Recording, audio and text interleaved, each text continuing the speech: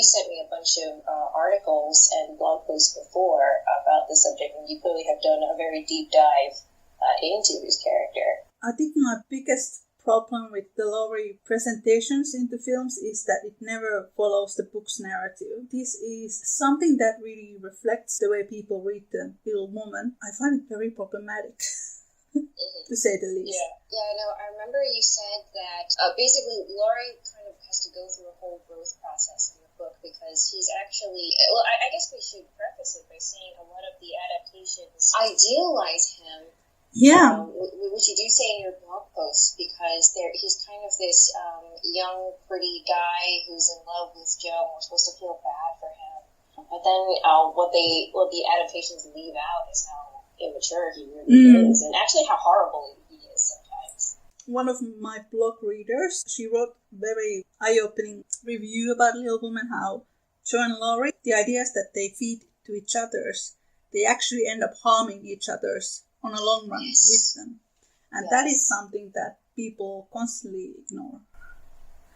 Yeah, no, and I think something else was, I think a big example is, remember when Laurie's like, oh, I don't want to go to university, and run away together, you don't have to go to uni, and then Meg's like, no, don't go.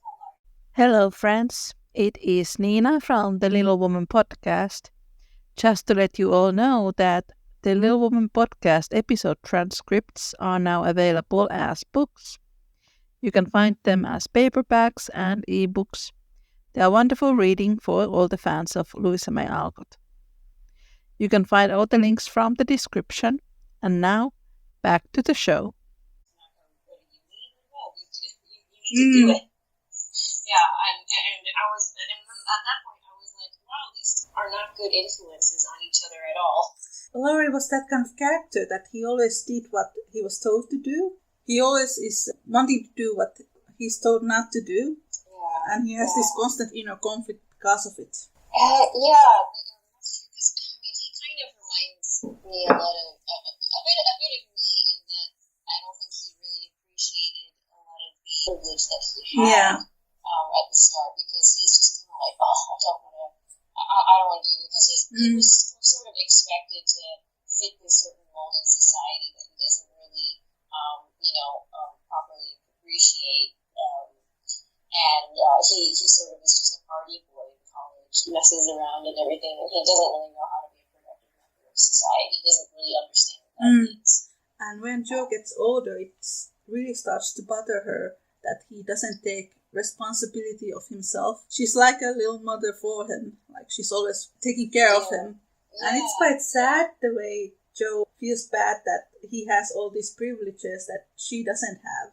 Yeah, he kind of represents a lot of the things that that she can't have, but he really takes for granted. I think you might have pointed this out in your blog post, but Joe is very much kind of taking care of him because he's really looking for a mother, right? So he kind of really falls in love with her, or he thinks, really, because he's just kind of looking for this character who's going to nanny him. Yeah, and people forget that Laurie is an orphan. He doesn't really have a stable parental figure until Joe arrives. Yeah, and he's always envying that really idyllic view of the March family, like, oh man, like all the sisters and the relationship with Marnie, and Marnie essentially becomes his kind of his secondary mother in a way. I think you also pointed out, despite having craving this maternal figure in his life, he and Joe like to make fun of very feminine girls. They have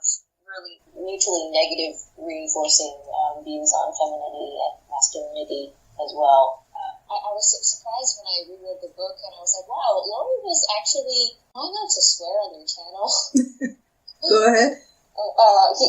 Boy. Yeah, indeed. Yeah, he's a fuckboy, but then he turns around and then talks bad about these girls to Joe, and I'm like, wow, this is exactly the kind of guy I would have tried to avoid back in the day. He is quite misogynistic. So I'm wondering what you think. Okay, because you pointed out that Joe is disappointed with Laurie, but I think also Amy is as well, right? Yeah. Because I think Amy, even if she doesn't have that same kind of relationship with Laurie, also really steps in and is the one to say, hey, like, you're really not being a productive person, and you have done. You're really idle. And she, you remember, she taps his hands. Yeah. And she's like, your hands. They've never done like a day's work. And I'm wondering if you could talk more about your view on Joe and how Joe is kind of his mother, but isn't able to kind of form that relationship with. But like Amy is somehow able to come out, give him the same kind of talk, but then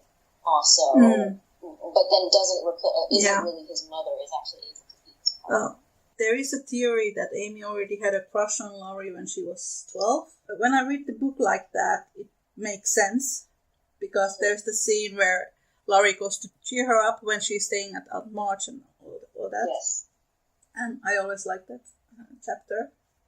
Yeah. But when I read A Little Woman last time, what I noticed is that Laurie always behaves a lot better with Amy than he does with Meg or with Joe.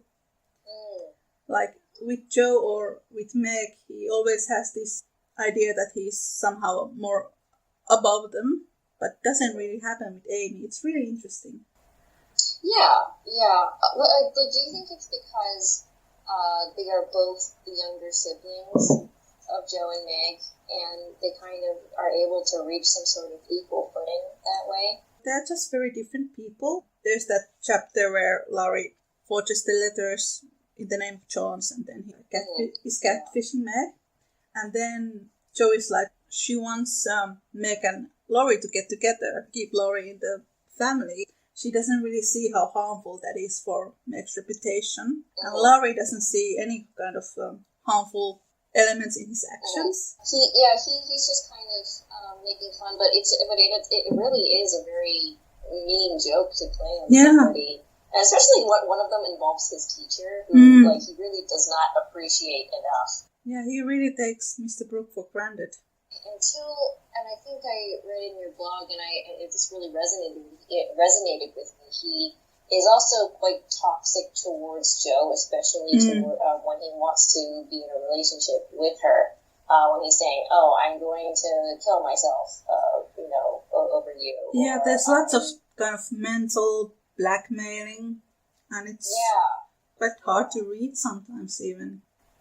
Yeah, it is. Because and when I think you quoted somebody who said, Laurie's a nice guy, so called, because he is one of those nice guys who expects to get what he wants because he's so nice to that person.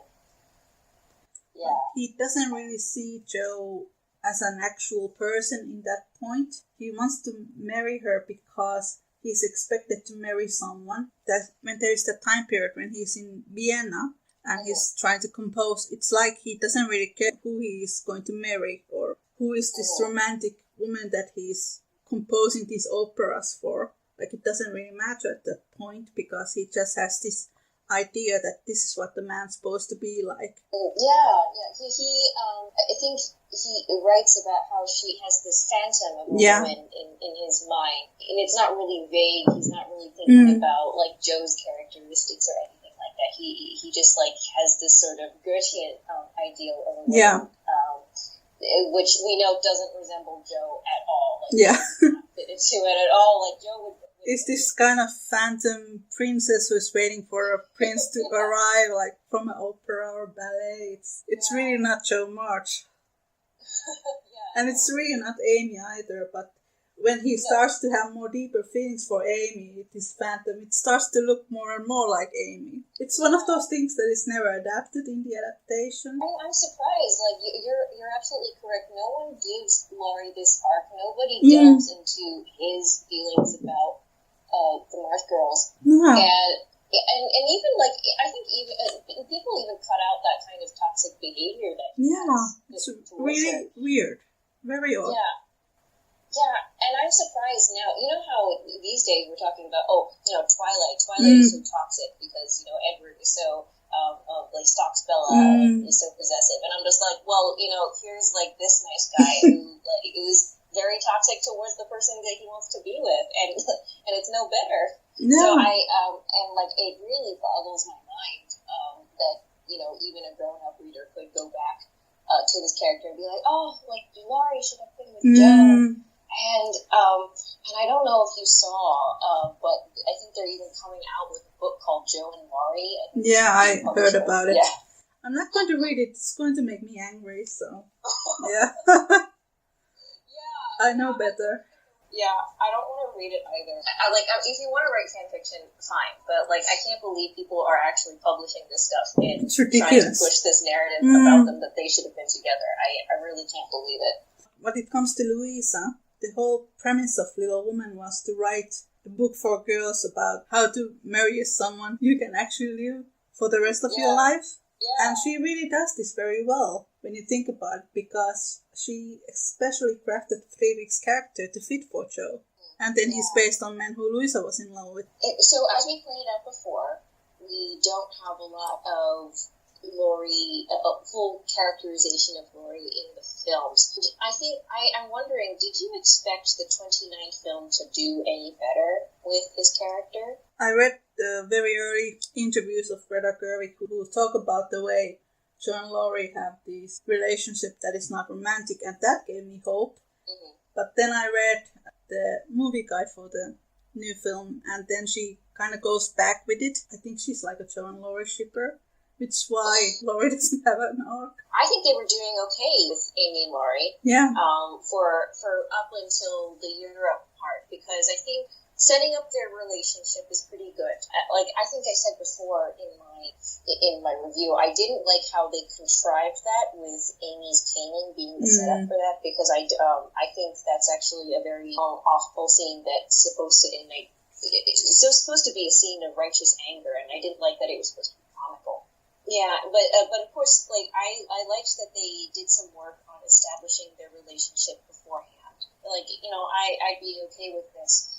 And, and in Europe, they have that discussion. I think, Amy gives him a talk, and then Amy also doesn't want to play second fiddle to Joe. I was like, okay, this is fine. But then, you notice that Laurie never has to do any work for Amy. Yeah, right? That's true. I always found this a very crucial part of their arc, right? Because Amy even encourages him in the film to be a productive member of society. Yeah. But then he never does any of that. That aspect of their story is left hanging and just incomplete. And then it's like Beth's death sped up the relationship instead of him actually putting work in, which really sat badly with me. Yeah, that's something that really bothered me in the film, and it kind of reflected Joe's character, because she's not given a character arc either. Yeah, no, yeah. She's not. I said in my review, her arc is flat. Yeah. Professor Bear. If we compare that to the 1994 film, Joe has a full arc there. Yeah, that's the way it goes in the book. Despite Laurie not having much of a characterization, maybe not much more in the 1994 film, I think I liked that they actually acknowledged that he went away to actually better himself. That's before true. Coming back to Amy. It doesn't really build up their relationship as much as the 2019 film, but Laurie has some sort of an arc in that movie. Yeah, I think so. I guess now that we're talking about 1994, I think he doesn't have. I think you said in your blog post, we don't get a sense of his temper and how he would clash with Joe, which is why we don't always buy that they would kill each other. Yeah, that's the same with all adaptations, really. that is true. Yeah, I mean, Louisa makes a very big effort in the book. She describes that Laurie has a temper and that he has these violent outbursts sometimes. And Joe has them as well. You get the sense that Laurie is very subservient to Joe, which he kind of is, but he also clashes with her in other ways. But and they never really represent that. No. And I think in 1994, Christian Bale is really wonderful, and for the character that they wrote.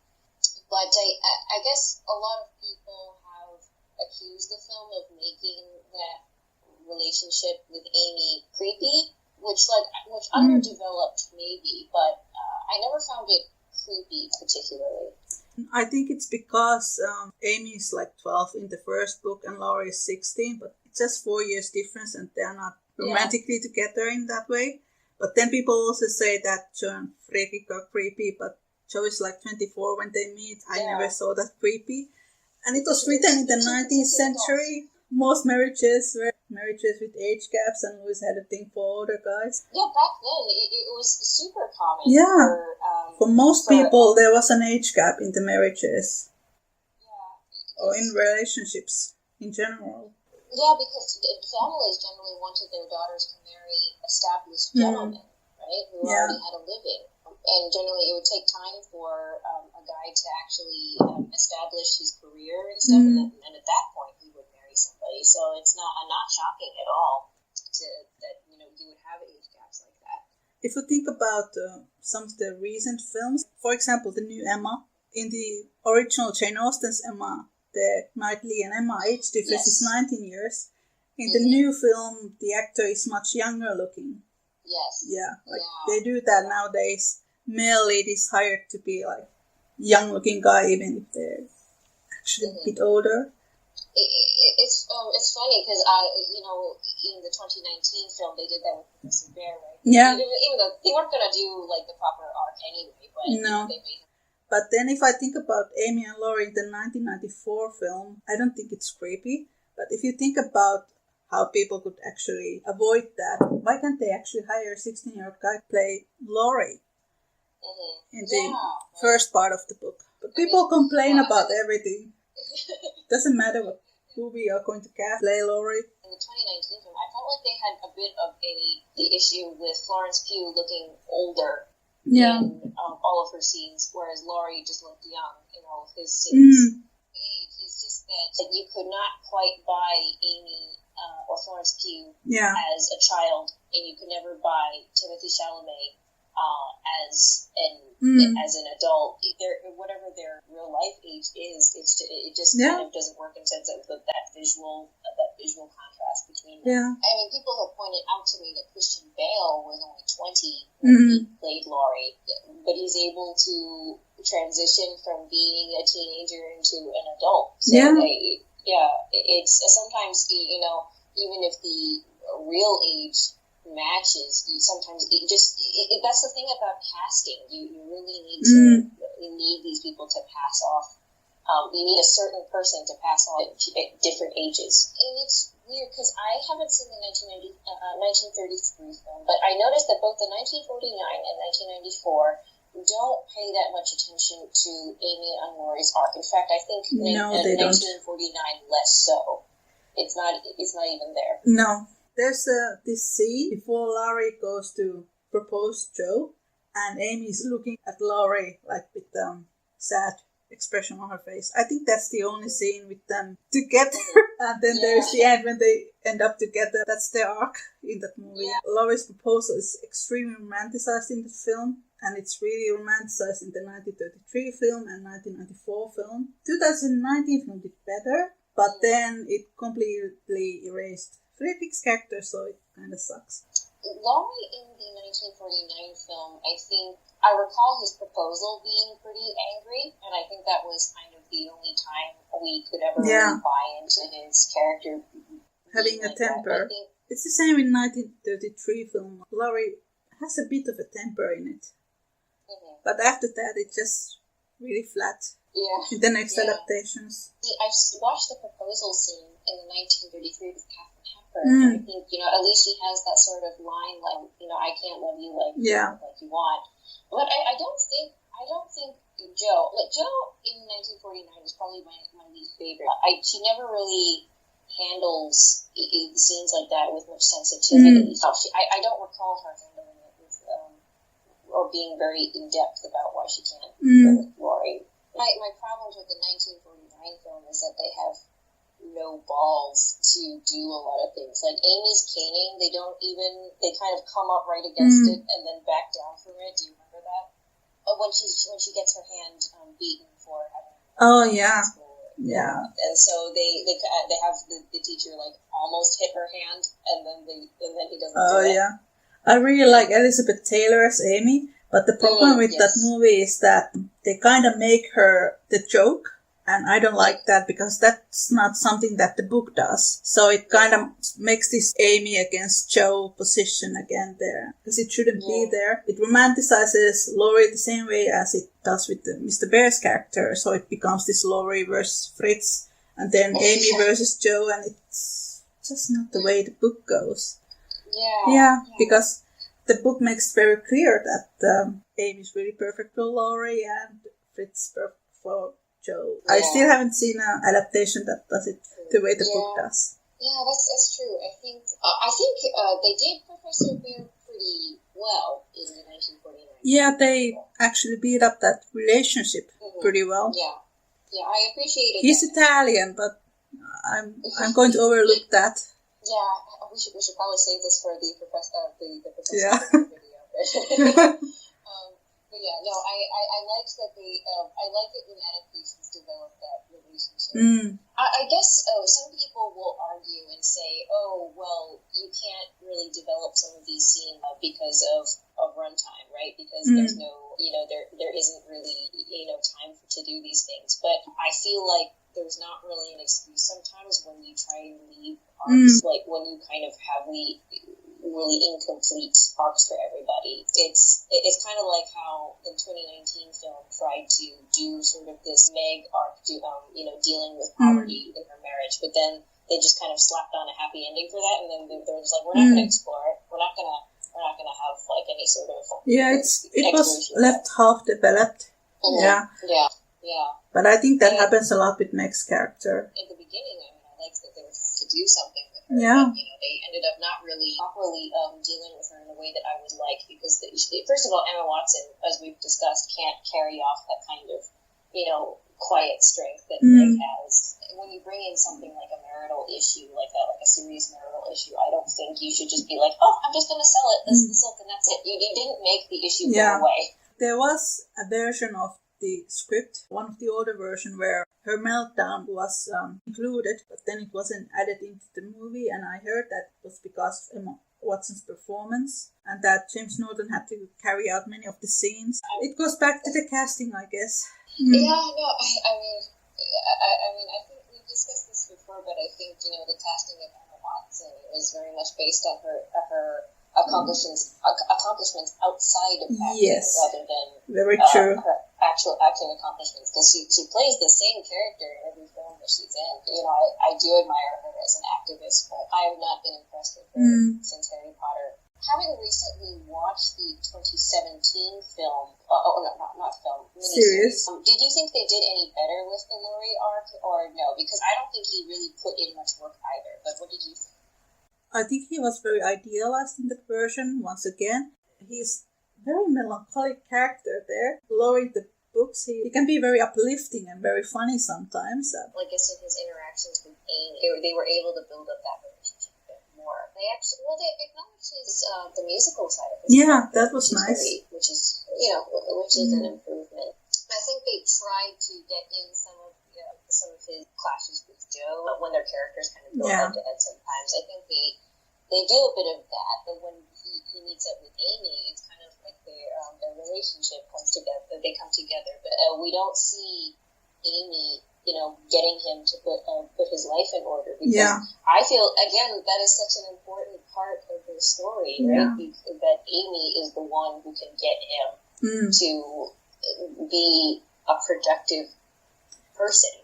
Yeah, Amy's portrayal in the series, it's a real villainization. It was once again putting Amy against Joe. For once, they adapted my favorite chapter, which calls. Amy, she gets to go to Europe, and Joe doesn't get to go to Europe, because Joe is actually really rude towards Aunt March. Yeah, absolutely. And in that particular version, it was framed so that we should admire Joe for being rude to Aunt March. And Joe is like a feminist hero because of that. And then Amy, actually, she's quite happy that Joe doesn't get to go. But then in the book, it's the opposite. Amy's really horrified by Joe's actions, and she feels ashamed by it. It's not something that she's secretly glad about. And then when she finds out that she's chosen and Joe is not chosen, she's really, really sad for Joe. She really feels bad for her.